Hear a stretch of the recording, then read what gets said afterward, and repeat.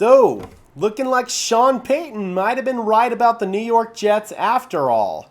The New York Jets have now become the butt of the joke in the NFL.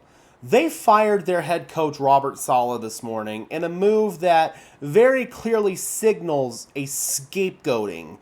Robert Saleh was the guy who fell on the sword when you look at the defensive side of the ball for the New York Jets, which Robert Saleh is predominantly in charge of. They are a top defense by all metrics in the NFL. You look at the Jets' offense, and they are towards the bottom in a lot of metrics in the NFL. Who's in charge of that offense? It is, of course, the Broncos' old friend, Nathaniel Hackett, Aaron Rodgers' buddy, the guy who the Jets brought in to lure Aaron to town. The Broncos tried that the previous year. It didn't work. The Jets, to their credit, were actually successful in getting Aaron Rodgers, but they may be finding out that the grass isn't always greener on the other side. Last year, of course, Rodgers goes down, tears his Achilles 4 games into the year, and we got a chance to see Nathaniel Hackett and company operate without Aaron Rodgers, and it was a disaster. They failed to develop Zach Wilson. As much as I've given Zach Wilson crap since he's been in Denver, he does still have some bad habits. He looks like a completely different player than the player that we saw with the New York Jets. That's a credit to, obviously, Sean Payton and a credit to Zach Wilson as well, but it's also a testament to just how bad this Jets offensive coaching staff was under Nathaniel Hackett and company. They still have issues getting the play in, and that's even with Aaron Rodgers being there now. In that game against the Jets or against the Vikings in London, we saw Aaron Rodgers motioning towards the sideline to Nathaniel Hackett to hurry the hell up and get the play in. We saw that in Denver in 2022. Obviously, Russell Wilson didn't help matters because he also struggled to spit the play out. And then those issues kind of carried over into 2023 with Sean Payton. So that issue is still kind of running rampant in Denver, but it's something that really started with Nathaniel Hackett. And now we see it carry over into the Jets offense where Aaron Rodgers is supposed to have command of this offense. Aaron Rodgers is supposed to be the guy who is able to correct that stuff. He's supposed to be the guy who is able to streamline the play call if Nathaniel Hackett is struggling to get it in. You would think that all Nathaniel would have to do is say the first 2 or 3 words of the play call, and then Rodgers could probably fill the rest of it in from there. Aaron should have that level of mastery of the offense, and we're still seeing these communication issues. Additionally, this Jets offense, both last year and this year, has had a piss-poor run game despite having very talented running backs, Breece Hall, and now this year they've added Braylon Allen into the mix, and the Jets still have a piss-poor run game. Pre-snap motion is virtually non-existent in that offense. There's a lot of miscommunications, wide receivers running into each other, wide receivers running the same routes. It's ridiculous. You see Aaron not be on the same page as his receivers, and to an extent, that's on Aaron and the receiver as well, but it's also on Nathaniel Hackett as the overall overseer of the operation. Robert Saleh, I don't think he actually wanted to hire Nathaniel Hackett in 2022 or in 2023. I think that Robert Saleh wanted to keep Mike LaFleur, who he was familiar with from his San Francisco days, but obviously ownership and GM stepped in. They wanted to get Aaron Rodgers, and the most attractive piece for Aaron Rodgers was going to be Nathaniel Hackett.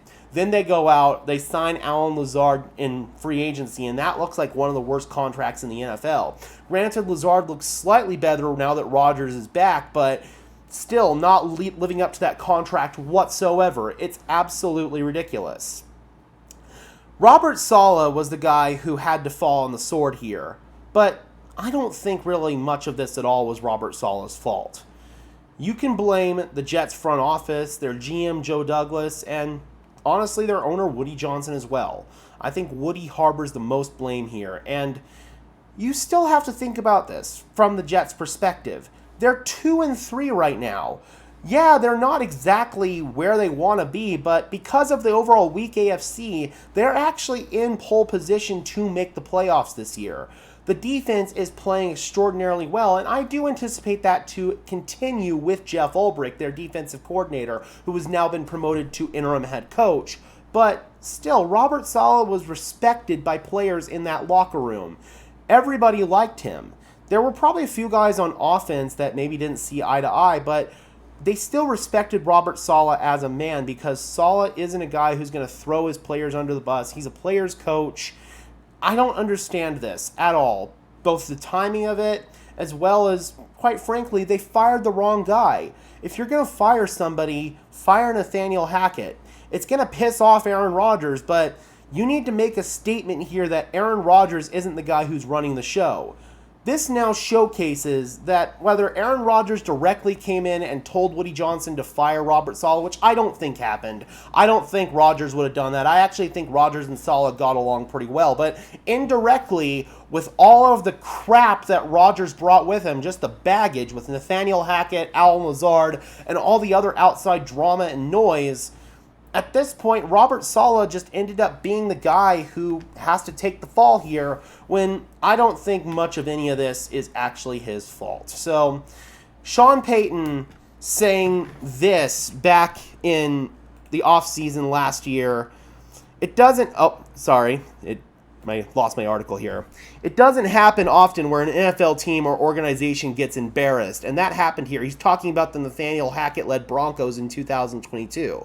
Part of it was their own fault relative to spending so much time trying to win the offseason. The PR, the pomp, the circumstance, marching people around, and all this stuff. We saw it in Denver when the Broncos brought in Nathaniel Hackett and Russell Wilson, and the same exact crap happened with the Jets when Aaron Rodgers came to town. We're not doing any of that. The Jets did that this year, being last year. You watch Hard Knocks, all of it. I can see it coming. Remember when Dan Snyder put that dream team together for the Washington Commanders back in 2000? Payton says he was with the Giants. He was a young coach. He thought, how are we going to compete with them? Dion's there now. That team underachieved. There were too many personalities in that building, and they only won 8 games or whatever it ended up being. We're seeing the exact same issues with this Jets offense that we saw here in Denver when Nathaniel Hackett was the head coach. Pre-snap penalties, lack of pre-snap motion, lack of innovation and creativity in the run game despite having talented personnel on that unit. All of that stuff is translating literally mirror for mirror from Denver to the Jets. And I find it hilarious that Sean Payton, as much crap as he's taken for this being a slow process for rebuilding this team, he's got his team at 3-2 right now. His defense, with his defensive coordinator that he went out and hired, coveted and targeted, took a lot of crap for hiring throughout the process last year, is now looking like one of the best defensive coordinators in the NFL. The defense is playing phenomenal. The offense is improving each and every single week. Bo Nix, he's starting to get better. He's starting to grow and get better every single week. And yes, there was all the drama with Russell Wilson last year. In this very same article that I'm referencing here, Sean Payton gassed up Russell Wilson, and then we all know how that ended up ending out. But at the end of the day, Sean Payton was 100% right about his prediction for the New York Jets. And the Broncos got that win over the Jets in Week 4, completely embarrassed Aaron Rodgers and Nathaniel Hackett's offense, and Sean Payton gets the last laugh at the end of the day. I find it super amusing. All right, Broncos country, be sure to leave a like on this video as well as subscribe and ring the bell so these videos appear in your notification feed. I would really appreciate it, guys. Those are both free and easy ways to show your support. It helps tell YouTube's algorithm to push us out, and it helps us get seen by more and more members of Broncos country just like you and me. And until next time, guys, I'm your host, Gage Madrid, saying peace out.